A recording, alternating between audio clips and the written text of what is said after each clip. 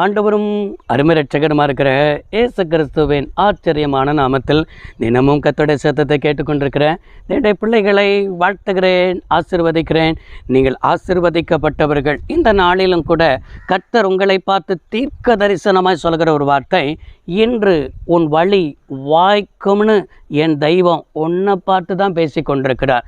ஏசாயா தீர்க்கதரிசன புத்தகம் 48ஆம் அதிகாரம் 15வது வசனத்தில் இவ்வாறாய் பார்க்கிறோம். நானே அதை சொன்னேன், நான் அவனை அழைத்தேன், நான் அவனை வரப்பண்ணினேன், அவன் வழி வாய்க்கும்னு ஆண்டவர் சொல்லுகிறார். நம்முடைய தேவன் எப்படிப்பட்ட தேவன் தெரியுமா? அவர் பொய் சொல்ல மனிதன் அல்ல, மனமாற மனுபுத்திரன் அல்ல. அவர் சொல்லியும் செய்யாதிருப்பாரோ, வசனித்தும் அவர் நிறைவேற்றாதிருப்பாரோ? இந்த ஏசாயா 48:15 என்ன ஆண்டவர் பேசுகிறார்? நானே அதை சொன்னேன். எதை சொல்லுகிறார்? உன் வழி வாய்க்கும்னு ஆண்டவர் சொல்லுகிறார். ஏதோ காரியங்கள் நம்ம எடுக்கிற முயற்சியில் கடந்த 2 மாதங்களும் உங்கள் வாழ்க்கையில் வழி வாய்க்காது இருக்கிறதா? கடந்த ஆண்டில் நீங்கள் எடுத்த முயற்சி வாய்க்காது இருக்கிறதா? ஆண்டுகளாகிவிட்டது, மாதங்களாகிவிட்டது, என் காரியம் வாய்க்க மாட்டேங்குது, என் காரியம்தான் தடையாக இருக்கிறது நினைத்து கொண்டு புலம்பிக் கொண்டிருக்கிறீர்களா? என் தேவன் உங்களை பார்த்து சொல்கிற ஒரு வார்த்தை, நான் சொன்னேன், நான் அதை செய்வேன் என்று சொல்லி இன்றைக்கு உங்களை பார்த்து தான் கர்த்தர் தீர்க்கமாய் சொல்லியிருக்கிறார். ஏன் சொல்கிறார் தெரியுமா? நம்முடைய தேவன் எப்படிப்பட்டவர் என்று அதே வசனத்தில் சொல்கிறார். நான் அவனை அழைத்தேன் என்று சொல்லப்பட்டிருக்கிறது.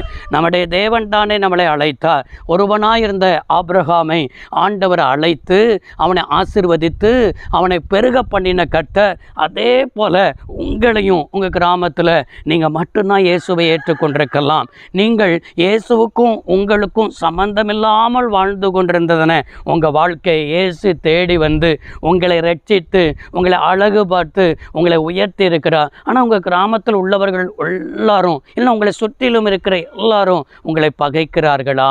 வீண் பழிகளை சுமத்துகிறார்களா? இயேசுவை ஏற்றுக்கொண்ட பிறகுதான் எங்களுக்கு இப்படிப்பட்ட பாடு வருகிறது, பிரச்சனை வருகிறது. என்னைக்கு நான் திருச்சபைக்கு போய் ஞானஸ்தானம் எடுத்தேனோ, ஞானஸ்தானம் எடுத்ததுக்கு பின்பாக என் வாழ்க்கையில் போராட்டத்துக்கு மேலே போராட்டம், சொந்த பந்தம் என்னை பகைக்கிறது, உறவினர்கள் என்னை பகைக்கிறார்கள், எல்லாரும் என்னை மேலே பகைக்கிறார்கள் என்று சொல்லி நீங்கள் புலம்பிக் கொண்டிருக்கிறீர்களா? எனக்கு அருமையானவர்களே, இது நிமித்தம்தான் என்னுடைய குடும்பத்தில் திருமண காரியங்கள் பிள்ளைகளுக்கு நடைபெறாமல் இருக்கிறது. இந்த காரியத்தில் தடையாக இருக்கிறது. ஏதோ ஒரு காரியத்தில் இப்படிப்பட்ட நிலைமையில் இருக்கிற உங்களை பார்த்து தான், ஏன் கவலைப்படுகிற மகனே, ஏன் கவலைப்படுகிற மகளே, நானா உன்னை அழைத்தேன், நான் தான் உன்னை என்ன செஞ்சேன், வர பண்ணினேன். உன் வழி இன்றைக்கு வாய்க்கும்னு என் ஆண்டவர் சொல்லுகிறார்.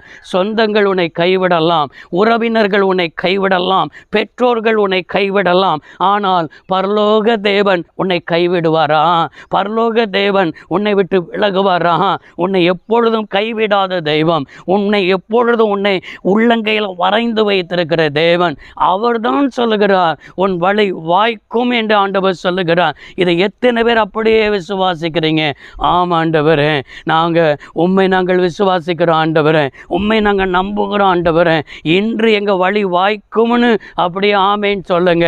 அப்படியே விசுவாசிக்கிறவனுக்கு எல்லாம் கூடும் என்று ஆண்டவர் சொல்லுகிறார். ஜெபிப்போமா? சர்வ வல்லமையுள்ள தெய்வமே, எங்கள் அருமை தகப்பனே, நானே அதை சொன்னேன், நான் அவனை அழைத்தேன், நான் அவனை வரப்பண்ணினேன், அவன் வழி வாய்க்கும் என்று சொன்னது போல இன்றைக்கு வழி வாய்ப்பதாக பிள்ளைகளை வாழ்த்தி ஆசீர்வதிக்கிறேன். இந்த வார்த்தையின் ஆசீர்வாதம் பிள்ளைகளுக்கு உண்டாகட்டும். இயேசு கிறிஸ்துவின் நாமத்தில் வேண்டி கேட்கிறோம் நல்ல பிதாவே, ஆமேன். கர்த்தர் உங்களை ஆசீர்வதிப்பாராக. God bless you all.